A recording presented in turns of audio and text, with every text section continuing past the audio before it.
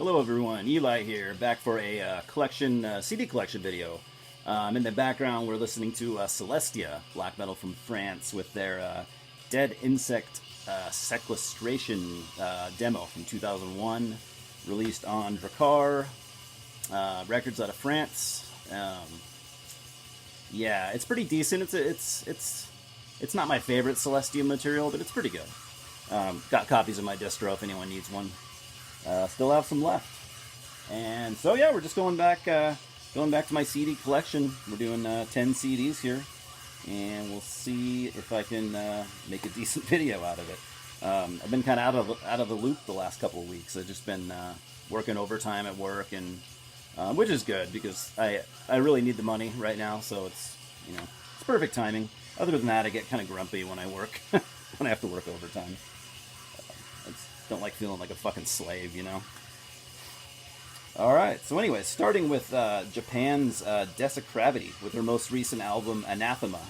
Came out in last year, I believe, on Willowtip. Came out on Willowtip Records. Willowtip being the label, very much known for, technical death metal and even some of the brutal stuff, but a lot of tech death. They're very, very known for that, and always have been. I have read reviews where people have called this band the Japanese Origin, like the Origin out of the U.S. And I can definitely see, I can see that comparison, but I don't think they're, I don't think they sound like Origin clones by any means. So whatever. Yeah, technical death metal, not always my cup of tea, but I think it's pretty decent if you like tech death. It's probably going to be more up your alley than mine, but if I liked it, I don't see why you wouldn't.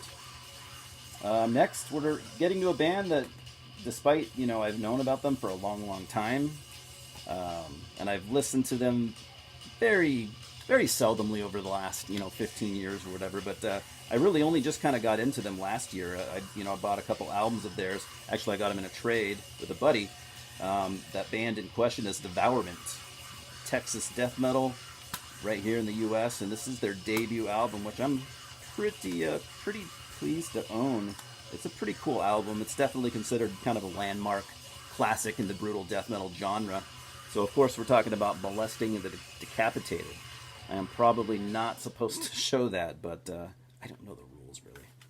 Came out on United Guttural back in I don't remember the year. Is it 99 or 2000? I'm not really sure. I'm kind of a noob with this band. But anyways, yeah. Some more lovely artwork there. So yeah, love it. Really glad to have it. And glad to have a couple other things from these guys. We got their 138, is it an EP, I think it's called? This came out in 2004 on Displeased Records. I want to say it has stuff. Yeah, I think it's got like stuff from the first demo and then whatever. Back there. There you have it. Very pleased to have that. And last but not least, other than their newest album from this year that I have, but it's not going to be in this pile. I haven't filed it away yet. But next we have Butcher of the Week, which is also considered to be a very good album, and I would agree with that. Came out in 2006 on Brutal Bands. I believe I want to say this is like a second pressing of this. I think the original pressing, I think, is a blue cover instead of the yellow that I have. But whatever, that doesn't mean much to me. Awesome album. Yeah, I might like that the most so far out of all the material I've heard from them, which I haven't heard a whole lot. So I'm looking forward to getting more.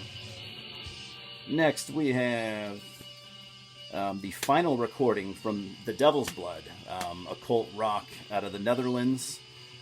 Sadly, had to call it a day a couple years back, but this is called Tabula Rasa, or Death and the Seven Pillars. There's a little bit of a story behind this one. Came out on Metal Blade Records, by the way, 2013. A little bit of a story behind this one. It was an unfinished album. It was kind of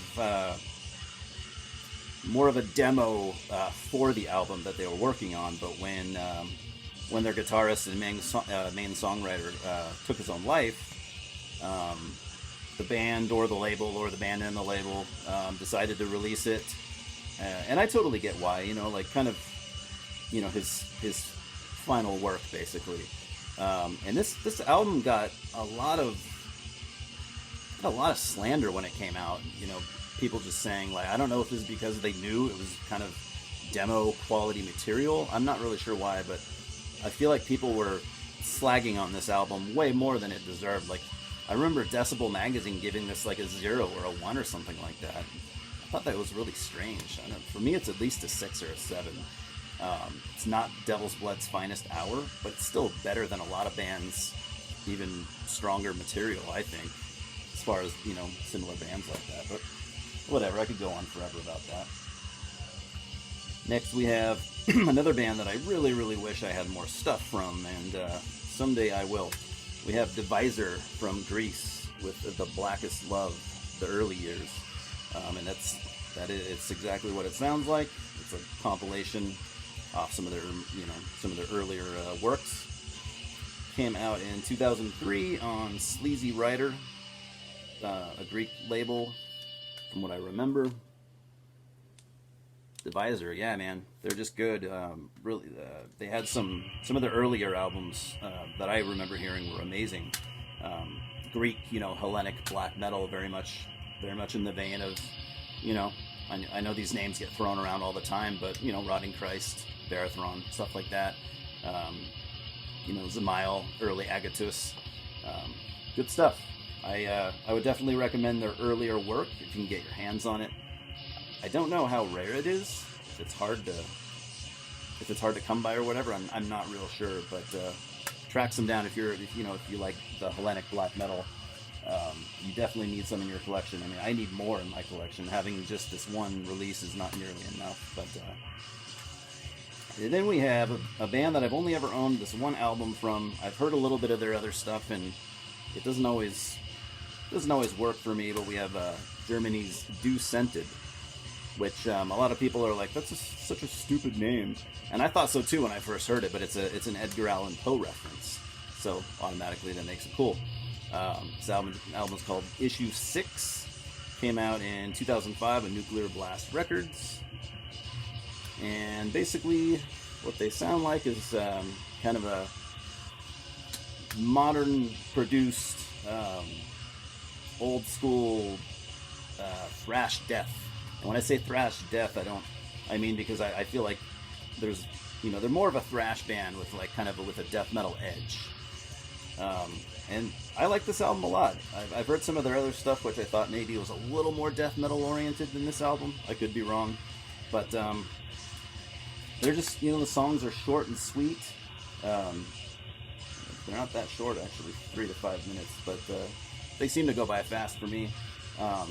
Very much guitar oriented, riff driven thrash metal. And despite them being, from Germany, I think they definitely have their own sound. They do not sound like Destruction or Sodom or Creator. They kind of have their own thing going, and they're not the most popular band. I mean, I know they have a decent fan base, but I don't know. I almost never hear anyone talk about them. But yeah, I don't know. What do you guys think about Dissented? I think maybe they get overlooked a lot for having the name doesn't sound appealing probably to a lot of people, but that's not a fair reason to not check a band out. Next, this is kind of a cool gem that I picked up last year that I'm really happy to have. We got, I think it's the debut album, but now I'm forgetting. Diabolique from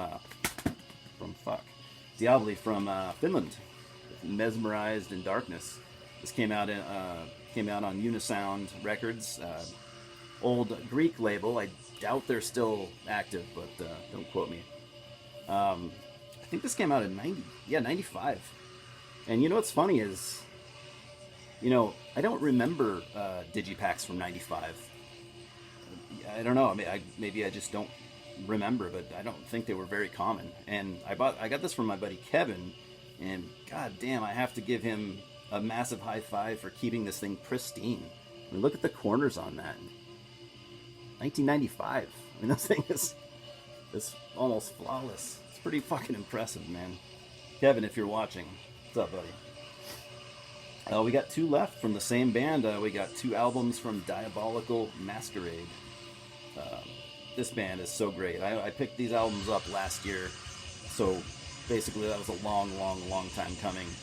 Swedish black metal, you know, from the early mid 90s. This album came out on I always had trouble saying this, a Diposir, kind of black metal label out of France. So this album is, what's it called again? The Phantom Lodge. Digipack as well. You know, we're speaking of 90s Digipacks. This came out in 97, also pristine. This album had, who's the main guy in this band? Dude from Catatonia and Dark Funeral. What was his name? Is he the guy that, I want to say he's the guy that died a couple years back. And that, man, I'm so tired. I'm drawing a lot of blanks tonight. Really surprised I'm actually making it through this video. Blackheim, right? Didn't he? He died a couple years back, I'm pretty sure. Anyways, sorry about the lame-ass confusion. But then, last but not least, we have Nightwork from the same band. It's really cool, like, embossed digipack. I love shit like that. Once again, fucking digipack from the 90s. This is from 98. Folds out like that. Pretty beautiful release. This one came out on Avant-Garde Records. Once again, man, Jesus Christ, Kevin. I mean, this one's even in better shape than those last 2. Does that look like a digipack from 97? Fucking amazing. So anyways, Diabolical Masquerade, amazing Swedish black metal. They don't have a large discography, so go track it all down. If you like Swedish black metal, guaranteed to be pleased by it. So, anyways, that's all I got for now. I was going to do a final collection update of the year, but I'm still waiting on one thing in the mail, and I really want to wait for that, because that will be probably the last thing I buy this year, at least of new releases. So, and probably at all. So, yeah, let's have a smallish to medium-sized collection update with a nice handful of 2019 releases too.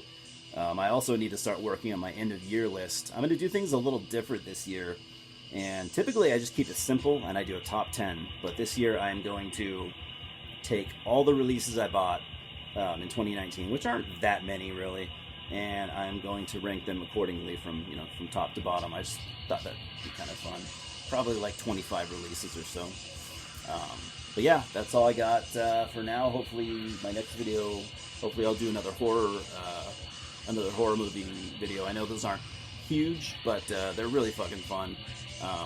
I love horror movies just as much as I do metal, so just fucking love talking about it and shit with you guys. So thanks for stopping by. We'll talk soon. Cheers.